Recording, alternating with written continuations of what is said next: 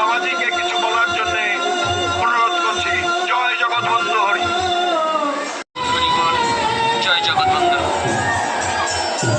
আজ সত্যিকার আমাদের বৃহত্তম ফরিদপুর নয়, সারা সনাতন ধর্মের আত্মচেতনার তার অপর করুণায় আজ আমি শ্রী অঙ্গনে আসতে পেরে নিজেকে ধন্য মনে করছি।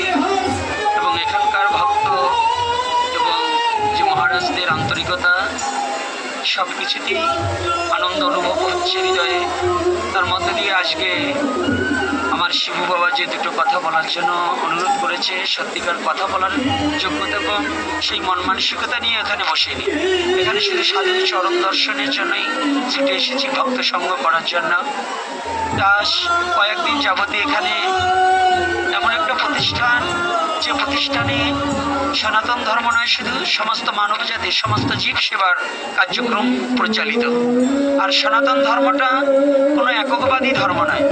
সনাতন ধর্মটা শুধু এক সনাতন ধর্মের সনাতনের কাজ করা হয় না, সমস্ত জীবের মঙ্গল এবং সমস্ত জীবের মঙ্গল সাধনার জন্য কর্ম করা হয়।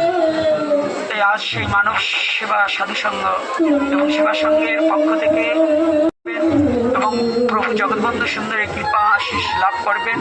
তৎসঙ্গে এদেরও আশীর্বাদ করবেন, যারা এই সংগঠনে নয় শুধু এই কর্মী হিসাবে আজ এবং সংগঠনের সাথে যারা জড়িত হয়ে অক্লান্ত পরিশ্রমের দ্বারা যারা ভক্ত সেবায় নিয়োজিত প্রাণ